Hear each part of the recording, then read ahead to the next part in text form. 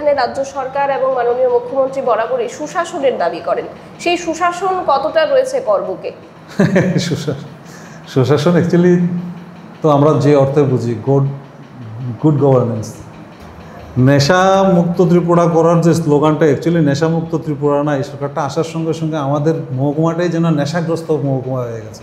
এই তিপ্রা মঠার নেতৃত্বে এলাকায় এলাকায় প্রচণ্ডভাবে জুয়া খেলার প্রবণতা, অর্কেস্ট্রার অর্থাৎ পশ্চিমী কালচারের যে সংস্কৃতি, এগুলোর মধ্য দিয়ে উদ্যমভাবে মানে জুয়া খেলা। আমাদের মহকুমার প্রশাসনিক যা অবস্থান, এই অবস্থান থেকে মানুষ বলছে যে এটা হলো মেনটেনেন্সের সরকার, মেরামতির সরকার, অর্থাৎ পূর্ববর্তী আগের সরকার যে সমস্ত উন্নয়নমূলক কাজ করে গেছে।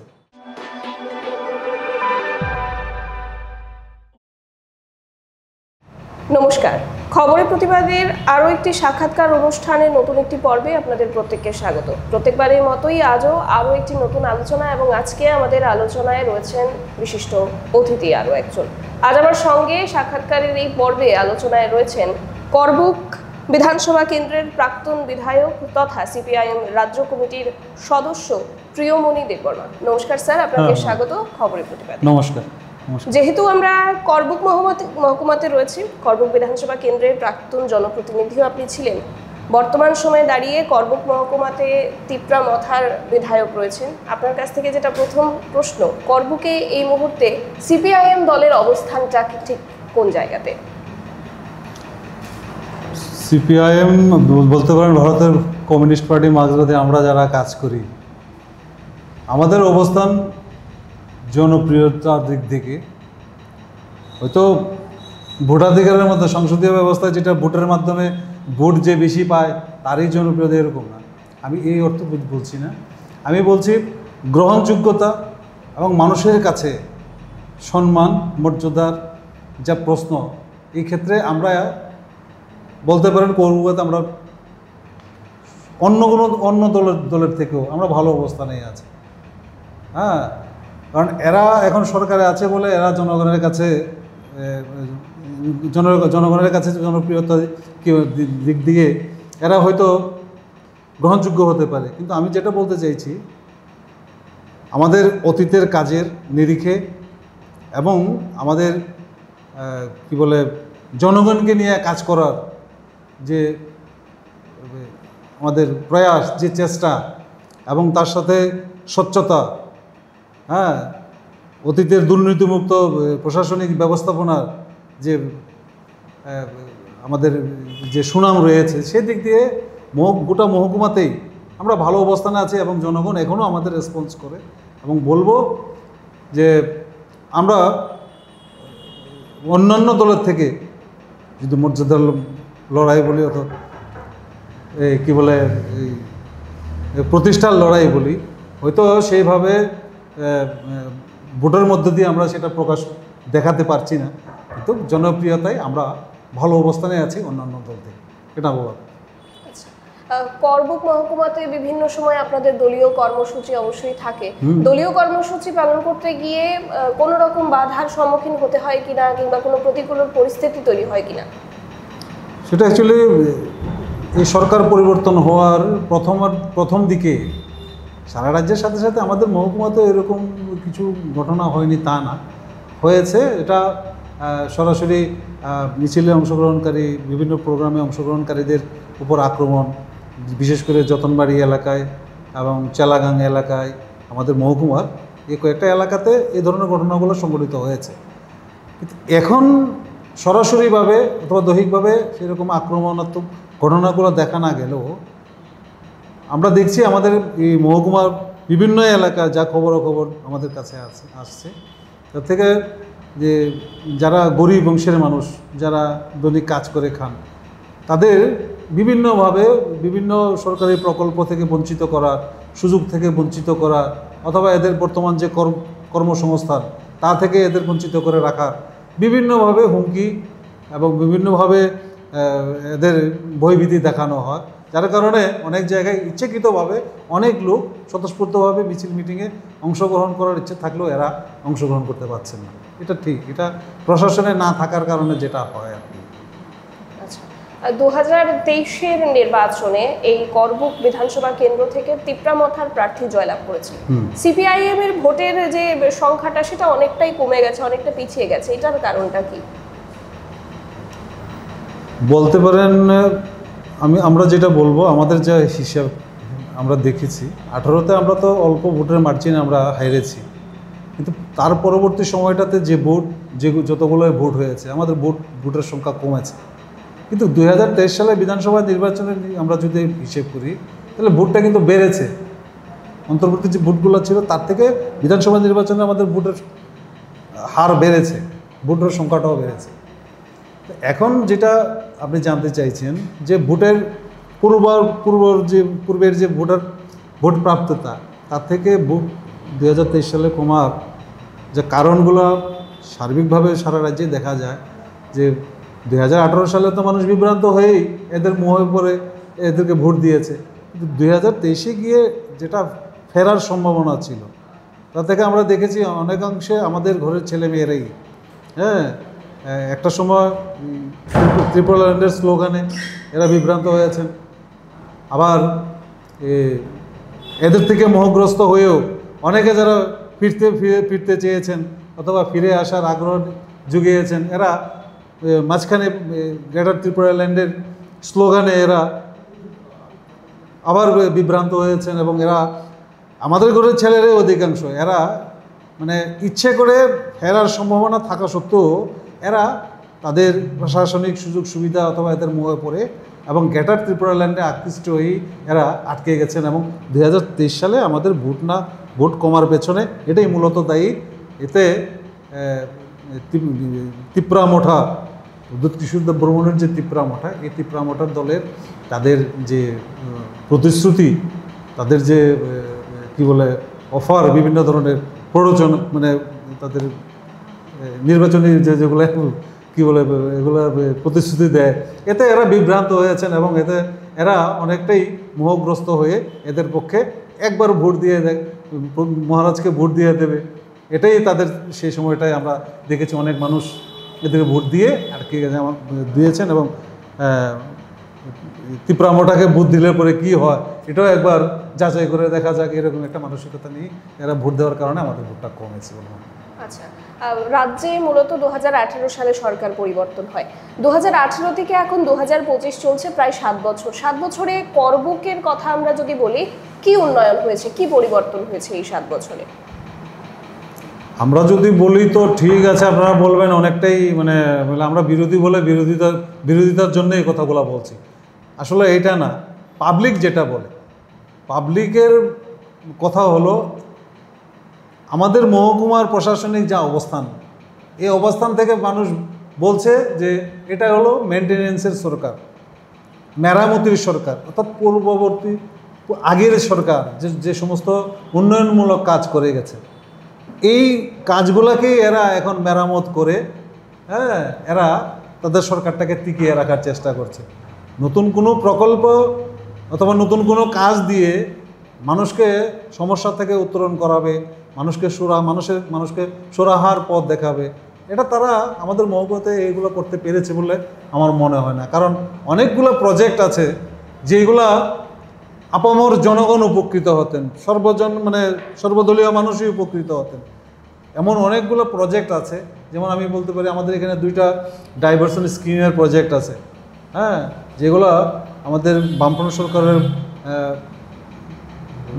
তৎকালীন মুখ্যমন্ত্রী শ্রদ্ধেয় মানিক সরকারের মধ্যে উনি নিজে গিয়ে স্পটে ভিজিট করে দ্রুত সেটা কার্যকরী চালু করার উনি সদিচ্ছাও প্রকাশ করেছিলেন। কিন্তু দেখা গেল এই সরকারটা পরিবর্তন হওয়ার পর এই সরকারের সেইরকম কোনো সদর্থক কোনো ভূমিকাই নেই, উল্টো প্রজেক্টগুলোই বন্ধ হয়ে আছে, চালু করার কোনো ইয়ে নেই।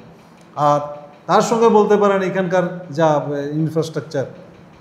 ইনফ্রাস্ট্রাকচারে তারা নতুন করে প্রজেক্ট পাঠিয়ে সেরকম নির্মাণ করতে পেরেছে, এ ধরনের কোনো উদাহরণ দেওয়ার মতো সেরকম কোনো কিছু নেই বলেই আমি যেটা মনে করি আর কি, আমাদের এই এলাকার মানুষের সঙ্গে মানুষ। ত্রিপুরা রাজ্যে আমরা খবরের মাধ্যমে আপনারাও দেখতে পাচ্ছেন, প্রত্যেকেই জানেন যে ত্রিপুরা রাজ্যে বিভিন্ন জায়গায় আনাচে কানাচে নেশা বাণিজ্য এবং নেশা সেবনের বারবারন্ত রয়েছে। করবুক মহকুমা বা বিধানসভা কেন্দ্রে কি অবস্থা নেশার ক্ষেত্রে? নেশা মুক্ত ত্রিপুরা করার যে স্লোগানটা, অ্যাকচুয়ালি নেশা মুক্ত ত্রিপুরা না, এই সরকারটা আসার সঙ্গে সঙ্গে আমাদের মহকুমাটাই যেন নেশাগ্রস্ত মহকুমা হয়ে গেছে। আপনারা জানেন অধিকাংশটাই হলো আমাদের মহকুমাতে উপজাতি অধ্যুষিত। তো নিম্ন আয়ের এবং সামান্য কিছু মধ্যবিত্ত অংশের পরিবার উঠে আসার বামফ্রন্ট সরকারের প্রয়াসে সেই সময়টায় যারা উঠে আসছিলেন, না ওঠার চেষ্টা করছিলেন, সেটা ব্যবসায়ী হোক, শিক্ষক কর্মচারীর ক্ষেত্রেই হোক, যারা শিক্ষিত ছেলে মেয়েরা উঠে আসছিল, এদের অবস্থান এখন গিয়ে দাঁড়িয়েছে। একদিকে হলো তিপ্রা মঠার নেতৃত্বে এলাকায় এলাকায় প্রচণ্ডভাবে জুয়া খেলার প্রবণতা, অর্কেস্ট্রার অর্থাৎ পশ্চিমী কালচারের যে সংস্কৃতি, এগুলোর মধ্য দিয়ে উদ্যমভাবে মানে জুয়া খেলা। হ্যাঁ, আর অন্যদিকে রাজ্যের সরকারের মদতপুষ্ট নেতা নেত্রীরাই উদ্যোগেই এরা সরাসরিভাবে নেশার কাজ কারবারের সঙ্গে জড়িত, এবং নেশাটা এমনভাবে ছড়িয়ে দেওয়া হয়েছে। আগে আমরা বলতাম, এবং আমাদের এলাকার বয়স্করা অভিভাবকরা বলতেন, এলাকায় এলাকায় আগে হরেক মালের যারা জিনিস বিক্রি করতেন দেখা যেত, এরা হরেক মাল বিক্রি করতো, এরা পাড়ায় পাড়ায় গিয়ে এলাকায় এলাকায় ঢুকে। এখন দেখা যায় সাইকেল দিয়ে গাড়ি করে হরেক মাল বিক্রি করার মতো করে নেশাদ্রব্যগুলো, নেশাজাতীয় জিনিস বিক্রি করছে। তার মানে এই এলাকার যারা অতি শিক্ষিত যুবক এবং সেই মধ্যবিত্ত পরিবারের ছেলে মেয়েরা, এরাই সবচেয়ে বেশি নেশাগ্রস্ত হচ্ছে, নেশায় আকৃষ্ট হচ্ছে। এবং এদের দেখলে এমন মায়া হয়, এমন মমতা বোধ তৈরি হয় যে ছেলেগুলা অতি যুবক, দেখতে সুন্দর, মানে এদের ফিগারের সব দিক দিয়ে, অথচ এরা নেশাকে এমনভাবে নেশাগ্রস্ত হয়ে পড়ছে এবং অন্যদের মানে আকৃষ্ট করছে এই নেশাদ্রব্যতে। এটা আমাদের মহকুমার জন্য, সারা রাজ্যে তো চলছেই, আমি বলবো আমাদের মহকুমার জন্য একটা অভিশপ্ত বিষয়, এবং এটা অত্যন্ত উদ্বেগের। আমরা যখনই সুযোগ পাই প্রশাসনের কাছে এই বিষয়গুলো নিয়ে যাওয়ার চেষ্টা করছি, যে অবিলম্বে এই নেশাদ্রব্য জিনিস বিক্রি করার সঙ্গে যারা জড়িত তাদেরকে গ্রেপ্তার করা হোক, এবং নেশার বিরুদ্ধে অ্যাওয়ারনেস, এটা শুধু আমরা রাজনৈতিকভাবে না, আমি একটা সামাজিক সংস্থার সঙ্গে জড়িত আছি, হেপাটাইটিস ফাউন্ডেশন অফ ত্রিপুরা।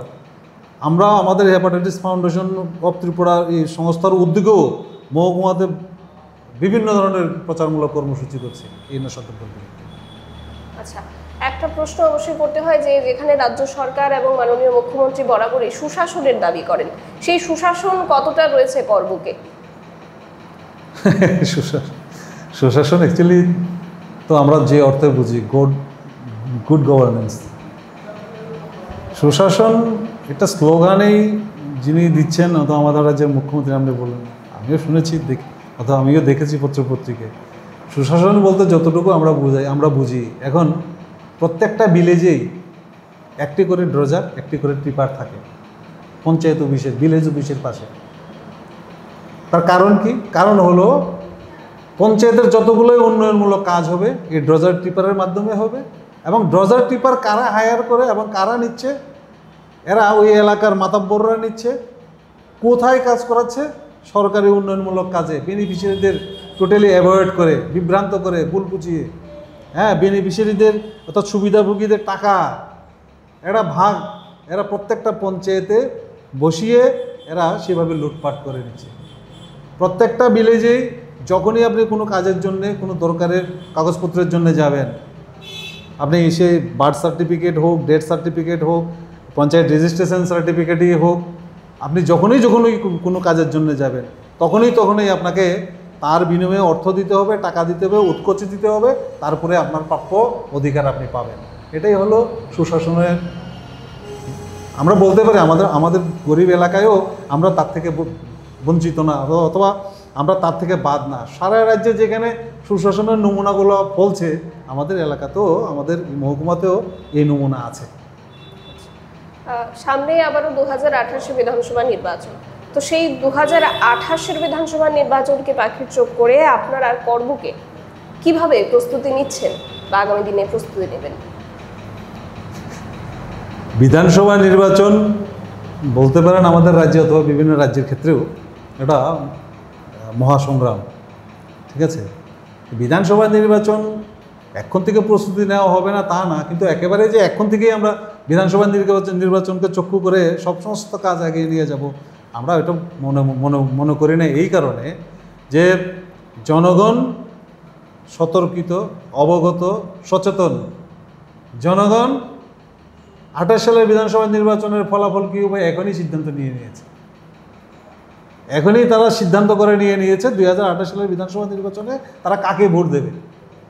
হয়তো মিছিল মিটিংয়ে নেমে তারা সেটা প্রকাশ করতে চাইছে না, কিন্তু ভোট যে দেবে তারা নিজেদের অধিকার নিজেরাই যে প্রয়োগ করবে এবং যে দলটাকেই করবে সেটা তারাই বলছে যে আগের পূর্ববর্তী সরকার, পূর্বতন সরকারটাই ভালো ছিল, এই সরকারটাকেই আমাদের ফিরে আনা উচিত। এই যে তাদের যে মন্তব্য, তাদের যে কথোপকথন, এর থেকে বোঝা যায় তাদের একাগ্রতা, তাদের মধ্যে একাগ্রতা তৈরি হচ্ছে, ইচ্ছেটা তৈরি হচ্ছে। তো তার মাঝে আমরা চাইছি জনগণের পালসের সঙ্গে সামঞ্জস্যতা রেখে আমাদেরও তো অর্গানাইজেশন সাজাতে হবে। আমরা সেইভাবে এগিয়ে যাওয়ার চেষ্টা করছি, যাতে আমরা জনগণের অভিপ্রায়ে সাড়া দিয়ে জনগণকে সহযোগিতা করার জন্য আমরাও যাতে একটা ভালো প্রশাসন উপহার দিতে পারি, তার জন্য আমাদের পরিকাঠামো, আমাদের সাংগঠনিক অবস্থান আমরা সেভাবে তৈরি করে মানুষের কাছে যাব এবং মানুষকে বুঝিয়ে বলবো, মানুষই সেটা ঠিক করবেন, ঠিক আছে। এর জন্য এখন থেকে বাড়তি আগ্রহ নিয়ে একেবারে হই করে সব জায়গাতে গিয়ে নির্বাচন জয়ী হবো, এই ধরনের মানসিকতা আমরা পোষণ করছি না। আগে ঘরটা গুছিয়ে নেওয়ার কাজটা আমরা তৈরি করতে পারছি। একেবারে আমরা আমাদের আলোচনা আজকে আর দীর্ঘায়িত করলাম না। আপনাকে অসংখ্য ধন্যবাদ সময় দেওয়ার জন্য। এবং আমরা করবুক মহকুমা এবং করবুক বিধানসভা কেন্দ্রের দিকে এভাবেই চোখ রাখবো। রাজ্যের প্রতিটি মহকুমা, জেলার দিকে আমাদের চোখ রয়েছে এবং প্রতিটি কোনায় কোনায় থেকে যে সমস্ত আপডেট রাজনৈতিক অরাজনৈতিক আমাদের কাছে উঠে আসে সেটাই আমরা আপনাদের কাছে তুলে ধরার চেষ্টা করি। আজকের আলোচনা দীর্ঘায়িত না করে এখানেই শেষ করব এবং এই ধরনের আপডেটগুলো আপনাদের সামনে আবারও তুলে ধরবো এবং অবশ্যই আমরা আরও একবার চাইবো যে আপনি এইভাবেই আমাদের সঙ্গে আরও একবার আলোচনায় যুক্ত হন। আজকের মতো আলোচনা এখানে শেষ করছি। আপনাদের কোনো মন্তব্য থাকলে লিখতে জানান কমেন্টে এবং চোখ রাখুন খবরের প্রতিবাদে। নমস্কার। ধন্যবাদ।